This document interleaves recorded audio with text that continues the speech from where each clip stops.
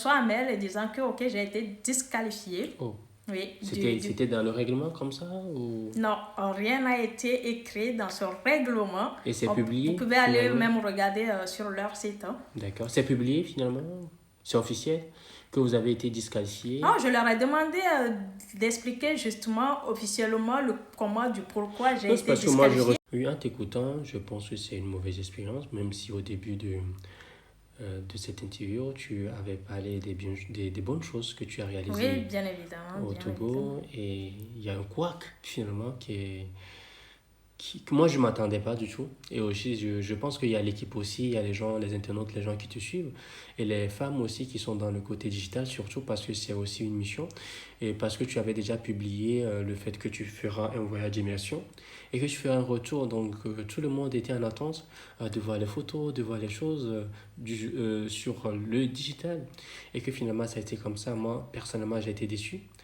Même aussi tes internautes aussi, je Oui, pense. oui, oui, je pense qu'il y a Et beaucoup. quel est le message que tu veux laisser auprès du Togo Digital Award par rapport à l'organisation? Est-ce que tu es toujours en front avec eux? Et si te font appel pour faire une collaboration aujourd'hui ou bien reparler sur ça, est-ce que tu es en mesure, je dirais en mesure de parler avec eux parce qu'il y a beaucoup de gens qui te suivent, surtout pour le côté digital ou bien côté informatique que tu publies, que tu fais tous les jours et que tu parles même de la présence effective des femmes dans ce côté, dans ce domaine.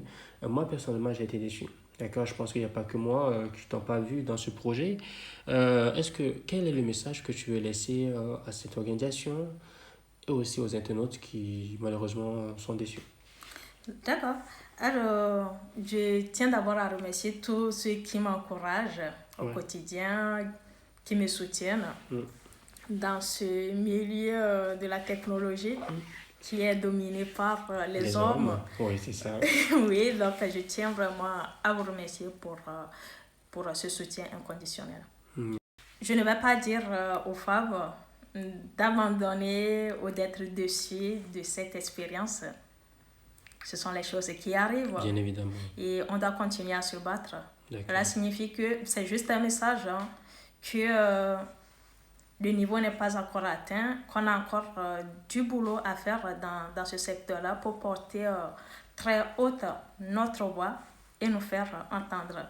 Alors, en ce qui concerne les Togo Digital Awards, le dernier mail que j'ai reçu de leur part était beaucoup plus apaisant. Amical. Voilà, me rappelant que je suis toujours disqualifiée pour le voyage d'immersion. Toutefois, mon chèque de 1 million de francs CFA et mon trophée sont toujours disponibles. D'accord. Ok, d'accord. Donc, du coup, si je comprends bien, tu as été juste disqualifié que sur le côté de voyage d'immersion. Oui, pour avoir dit au comité qu'ils ont fait un mauvais job.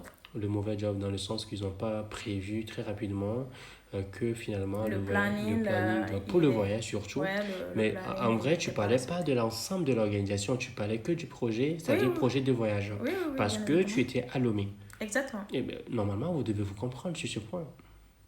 Oui, on était censé se comprendre et trouver des compromis. D'accord. Mais ça n'a pas été le cas. Ok, donc du coup aujourd'hui, peu importe ce qui va se passer, peu importe ce qui se passe aujourd'hui, je pense que la lutte pour les femmes dans le monde digital continue toujours avec Akuro Tebi. Oui, bien évidemment. D'accord. Je n'abandonne jamais. Oui, comme ton livre. Oui, abandonne jamais. D'accord. Alors nous sommes vers la fin de cet entretien.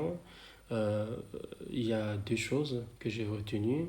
Et comme on le dit, dans toute chose, il y a le bon et le mauvais. Et dans tout domaine, il y a le boss et les apprenants ou bien les subalternes. Et aussi, il y a un principe et l'exception. Et il y a aussi dans la vie, il y a des choses qui arrivent qu'on ne prévoit pas et qui arrivent et qu'on doit le prendre comme ça. Mais on garde l'idée que peu importe la lutte ou ce que nous sommes, je dirais, la lutte pour notre objectif serait toujours atteignable, comme tu l'as dit, smart, lorsque on le détient. Si j'ai bien compris. Alors, chers internautes, nous sommes à la fin de cet entretien sympa agréable. C'était un mot de fin. On t'écoute. À Sebi. Je vais dans un premier temps remercier ceux qui ont regardé cette vidéo. Ouais. N'hésitez pas à nous dire ce que vous en pensez sur cette expérience, ce retour sur l'expérience au Togo. Mais aussi, si vous aussi vous avez déjà eu à rencontrer ce genre de choses, des expériences pas mal ou pas terribles au Togo, n'hésitez pas à les partager avec nous. Parce que c'est le moment d'en parler. Si on n'en parle pas, en fait, qui va en parler?